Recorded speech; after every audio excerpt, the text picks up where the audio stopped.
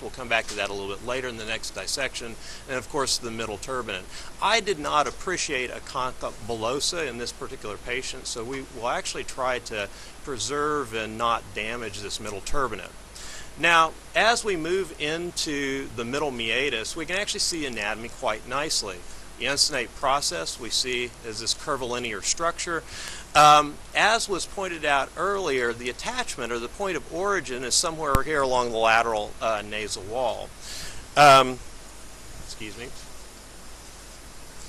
I was originally taught to use the sickle knife technique, but one of the things that I found with that particular technique was that as I look at that relatively oblique angle within the middle meatus, I find that I don't really know exactly or precisely where the point of origin is. So that's why I favor a swinging door technique. The other thing is we're talking about either pediatric disease or a silent sinus syndrome, where we may have collapse or of the infundibulum by through lateralization of the uncinate process. We run a slight risk of actually entering the orbit using the sickle knife as well. So I've found in teaching residents, my own residents, and because of that probably myself as well, if I start at the area where I know the anatomy, the free edge of the uncinate process, and then I work back to the point of origin, I'm much safer.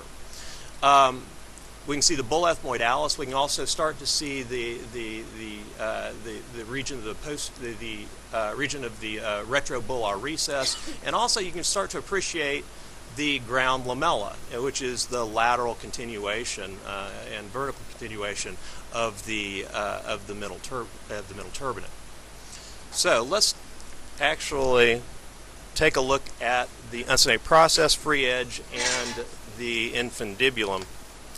And this is what I'll do. I just actually want to, and sometimes you'll see anatomically that the lateral nasal wall will have several ridges, especially right around where the nasal lacrimal duct is. And so I want to ensure that I can actually define the space of the infundibulum. That becomes particularly important if, in fact, we have a lot of disease, inflammation, polyposis within the middle meatus.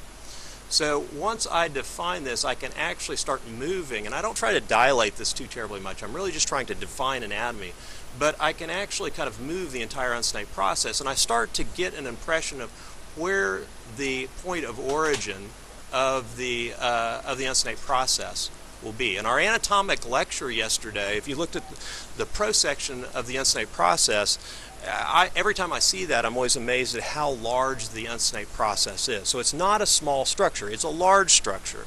And you'll find that the natural ostium in the maxillary sinus is very well tucked behind that. So you really need to address the uncinate process rather completely to be able to identify that natural ostium in the maxillary sinus.